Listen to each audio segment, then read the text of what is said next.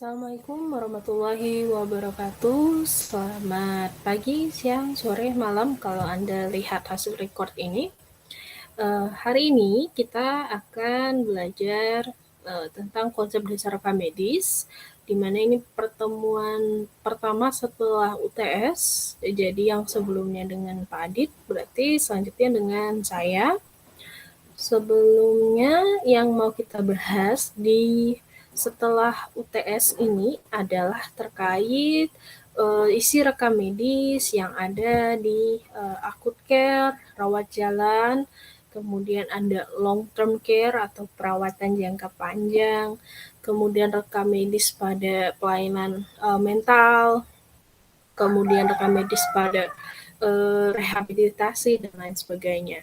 Oke, untuk hari ini yang mau dibahas yaitu terkait rekam medis yang ada di long term di short care atau acute care dan rawat jalan.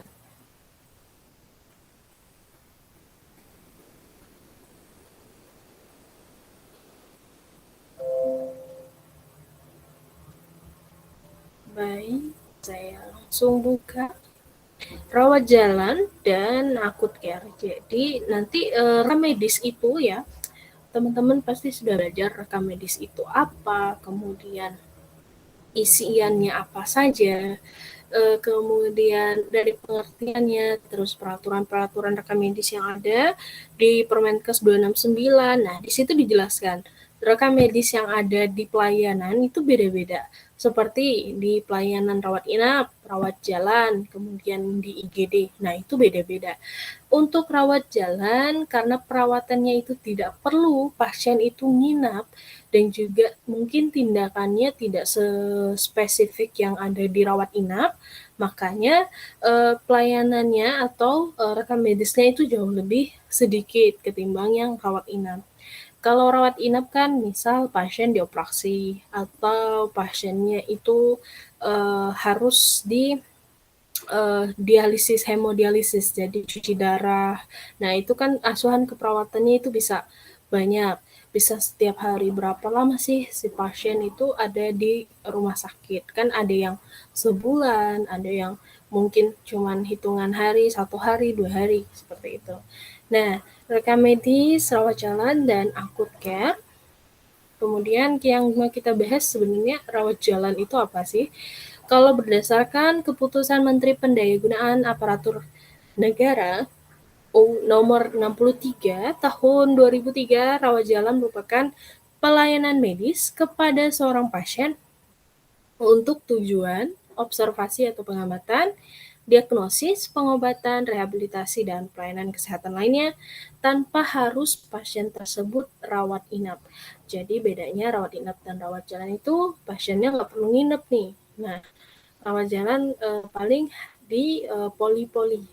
Kalau Anda tahu ada poli saraf, kemudian ada poli jantung. Nah, itu untuk yang pelayanan rawat jalan. Selanjutnya, menurut Azwar tahun 1998, pelayanan rawat jalan merupakan bentuk dari pelayanan kedokteran. Secara sederhana, yang dimaksud dengan perawatan rawat jalan adalah pelayanan kedokteran yang disediakan untuk pasien yang tidak dalam bentuk rawat inap. Jadi itu, ketika rawat jalan dan rawat inap, kalau rawat inap kan perlu tempat tidur. Nah, tempat tidur nanti ada hitungannya sendiri, ada statistiknya sendiri, seperti itu. Nah, selanjutnya, rawat jalan tujuannya adalah mengupayakan kesembuhan dan pemulihan pasien secara optimal melalui prosedur dan tindakan yang dapat dipertanggungjawabkan. Standar pelayanan rumah sakit berdasarkan Dirjen Yanmed atau Direktoral Jenderal Pelayanan Medis Depkes RI tahun 1999. Seperti itu. Jadi sama ada pengobatan, ada prosedurnya juga rawat jalan, cuman bedanya tidak. Kemudian standar pelayanan rawat jalan berdasarkan Kemenkes nomor 129/129 tentang standar pelayanan minimal rumah sakit Standar minimal rawat jalan, dokter yang melayani pada poliklinik spesialis harus 100% dokter spesialis.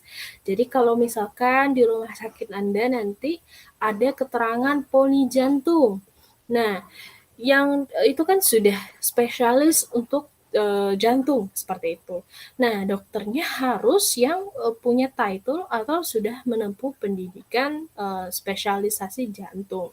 Gak boleh dokter umum di situ ya. Harus dokter penanggung jawabnya. Mungkin dokter lain hanya sebagai membantu dan lain sebagainya. Kemudian rumah sakit setidaknya menyediakan pelayanan klinik anak, penyakit dalam, klinik kebidanan, dan klinik bedah.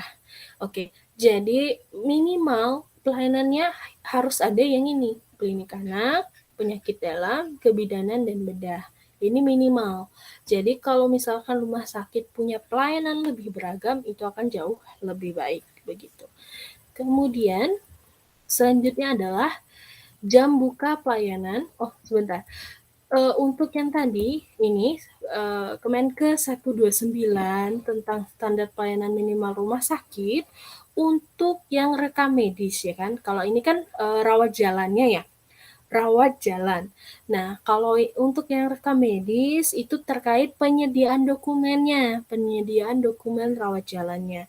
Misalkan kalau rawat jalan itu rekam medisnya harus sudah sedia digunakan oleh si dokter dalam kurun waktu 10 menit.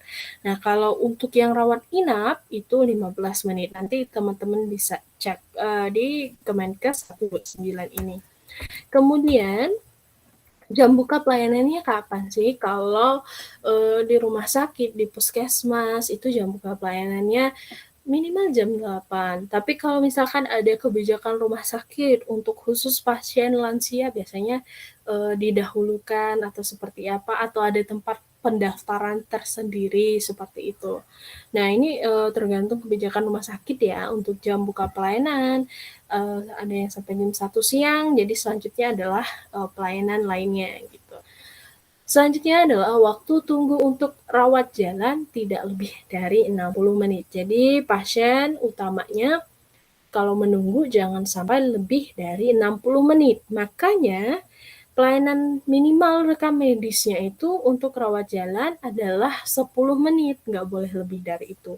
Agar pasiennya nggak nunggu lama, pelayanannya cepat dikerjakan, kemudian juga si pasien bisa cepat ditangani seperti itu. Dan selanjutnya adalah kepuasan pelanggan atau pasien ya dalam hal rumah sakit atau fasilitas pelayanan kesehatan lebih dari 90%. Jadi Anda nggak menghabiskan 1 hari untuk urusan berobat saja, kan biasanya seperti itu. Kalau berobat kita harus mengalokasikan waktu seharian. Selanjutnya adalah ketersediaan pelayanan rawat jalan di rumah sakit jiwa. Jadi rumah sakit jiwa itu juga ada pelayanan rawat jalannya, begitu. Oke, selanjutnya rawat jalan, indikator pelayanan rumah sakit, kepuasan pasien, kinerja dan service quality yang tinggi merupakan faktor terpenting tercapainya kepuasan pasien. Jadi semua sistem yang ada di rumah sakit itu sama-sama menunjang untuk mencapai kepuasan pasien. Kalau misalkan bagian pendaftaran, kemudian bagian yang perawat, kemudian bagian yang dokter, salah satu saja dari pelayanan yang tidak sinkron atau tidak baik kan nanti kepuasan pasien akan menurun. Oke, service quality merupakan konsep pengukuran kualitas pelayanan yang terdiri dari 5 dimensi, yaitu reliability atau kehandalan, responsiveness, ketanggapan, assurance atau jaminan, empathy, perhatian dan tampilan fisik atas berwujud atau tangible berdasarkan Ciptono tahun 2004. Oke, prinsip-prinsip pelayanan rawat jalan apa aja sih? Yang pertama, fasilitas fisik rumah sakitnya memadai. Kemudian jam praktek terdapat pelayanan 24 jam dan sistem rujukan yang baik. Kemudian penjadwalan kunjungan yang efisien untuk memperpendek waktu tunggu. Jadi misalnya ada rumah sakit ini yang menerapkan sistem mendaftar lewat online. Nah, itu bisa banget. Ketika dia daftar online, nanti di aplikasi atau di WA seperti itu, nanti dikasih tahu datanya jam sekian. Dia tidak perlu mendaftar lagi di pendaftaran karena sudah didaftarkan. Nah, itu akan mempermudah waktu dan lebih fleksibel juga.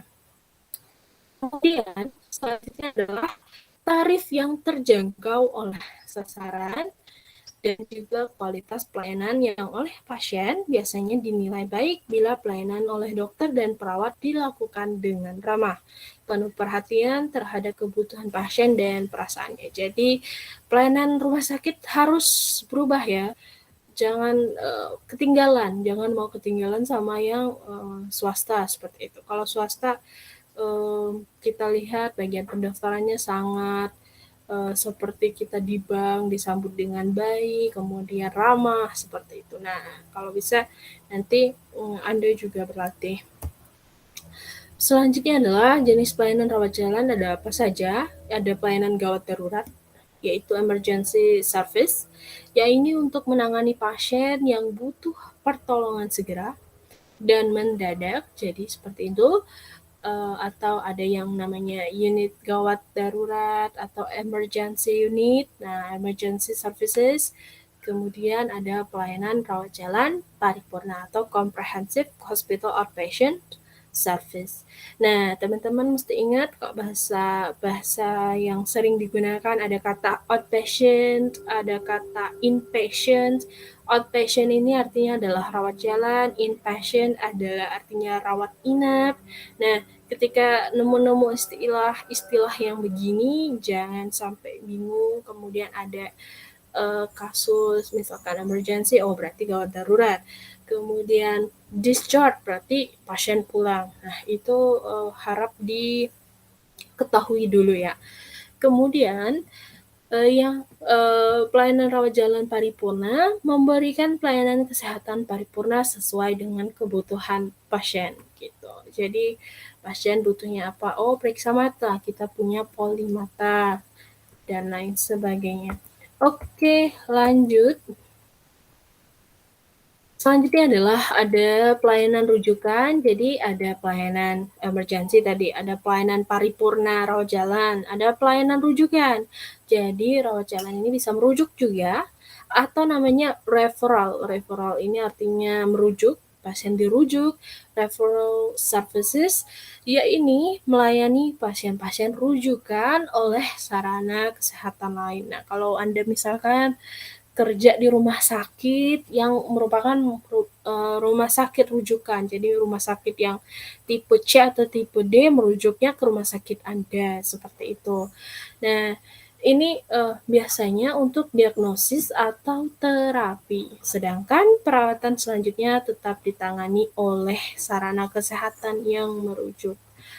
Kemudian ada lagi pelayanan bedah jalan atau ambulatory surgery services.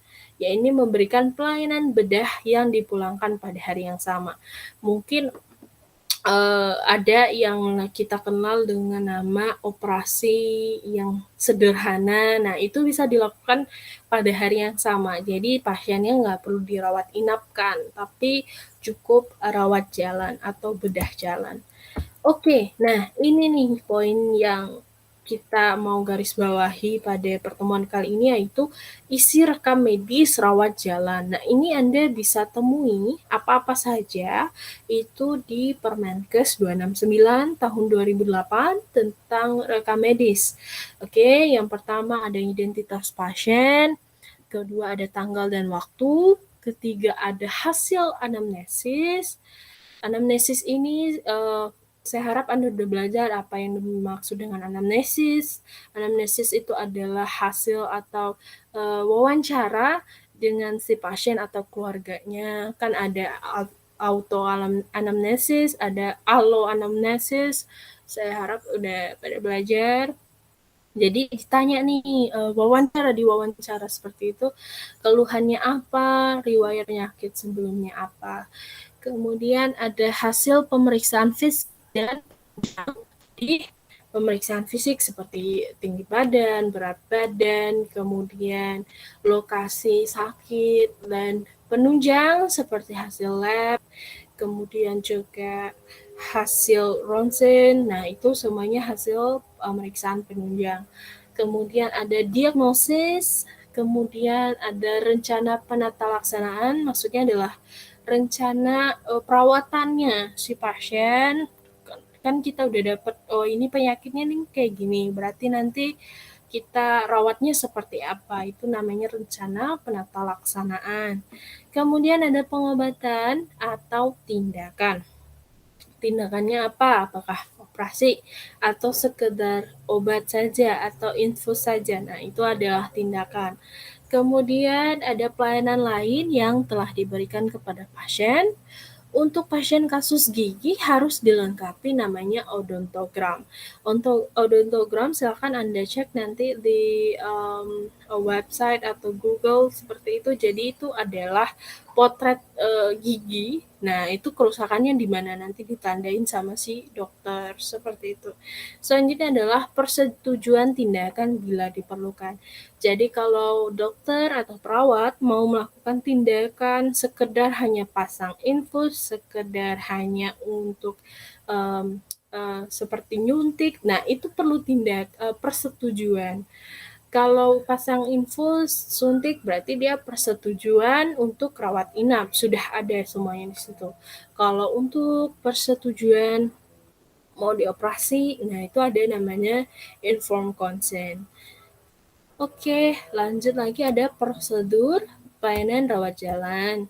Ada pasien mendaftar di loket, kemudian petugasnya mendaftarkan pasien. Nah, ini bisa beragam nih, bisa si pasiennya mendaftar di loket langsung, seperti halnya yang common atau lebih umum kita lihat, atau si pasiennya ini daftar lewat aplikasi seperti yang Rumah Sakit Sudarso itu punya, dia punya aplikasi untuk ngedaftarin pasien, bikin schedule atau janji temu sama si dokter, kemudian petugasnya ngedaftarin, berarti udah siap nih, mau tujuannya polinya kemana, jam berapa, seperti itu.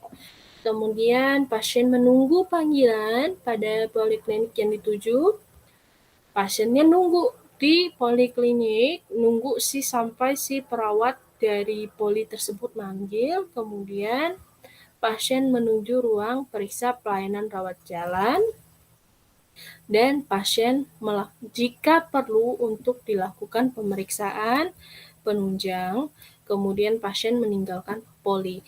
Jadi, nah kalau dulu nih teman-teman semuanya, dulu itu pasien bahkan bisa bawa rekam medisnya sendiri. Jadi disuruh sama si perawat dia bawa rekam medisnya sendiri untuk dikasih ke dokternya. Nah, itu salah ya.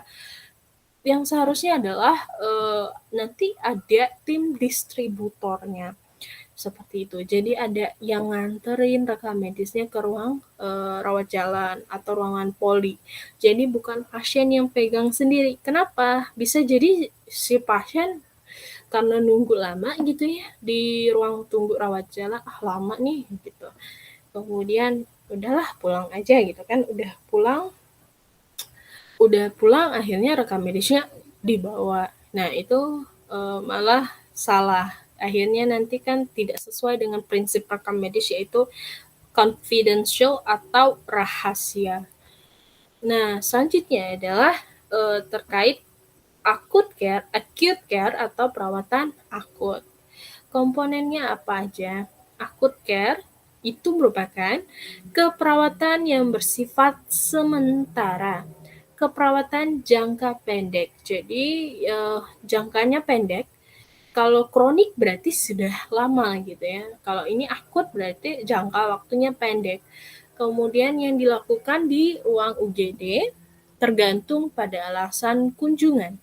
Jika kondisi yang Anda sedang lihat berpotensi mengancam nyawa, akut artinya jangka pendek. Oke, komponennya ada apa aja? Komponennya yang pertama adalah pengkajian. Maksudnya pengkajian itu mungkin nanti Anda akan belajar ketika ada pasien gawat darurat, itu kan ada sistem triase ya. Jadi mana nih pasien yang darurat banget. Jadi kan ada tahapannya. Pasien yang tidak terlalu darurat, ada yang mungkin perlu darurat banget dan butuh cepat seperti itu. Nah, itu ada sistem triase-nya yang dimana perawat paham seperti itu. Jadi kalau yang darurat berarti kan kita harus dahulukan. Makanya itu dilakukan yang namanya pengkajian. Selanjutnya adalah diagnosa, kemudian intervensi atau rencana perawatan, selanjutnya adalah rencana perawatan dan evaluasi. Oke, perawatan medis akut dapat diberikan pada kasus-kasus seperti influenza, patah tulang, operasi pengangkatan organ, dan lain sebagainya. Akut care juga dapat diberikan pada eksaserbasi penyakit kronis atau kondisi seperti pneumonia, infeksi yang terjadi pada paru-paru pada orang dengan penyakit paru obstruktif kronik atau PPOK seperti itu. Selanjutnya, fungsi akut care itu apa sih? Fungsinya adalah untuk mengobati kondisi, menyajikan penyakit dan mengembalikan orang ke keadaan kesehatan sebelum episode. Jadi ya tetap fungsi akut care atau pelayanan itu adalah agar si pasien sembuh, tapi dalam keadaan sebelum episode yang akutnya seperti itu. Nah, layanan akut mencakup promotif, preventif, dan kuratif dan rehabilitatif. I think that you guys already know how about the promotive is, preventive is, curative is, and rehabilitative. Jadi promotif berarti kan bagian promosi, kemudian preventif pencegahan, kuratif adalah pengobatan, dan rehabilitatif adalah jangka panjang setelah pengobatan atau rehabilitasinya. Seperti itu. Lanjut lagi ke perawatan akut yang diusulkan mencakup komponen sistem kesehatan atau platform pemberian perawatan yang digunakan untuk mengobati episode cedera dan penyakit yang tiba-tiba, seringkali tak terduga, mendesak atau segera, yang dapat menyebabkan kematian atau cacat tanpa intervensi cepat.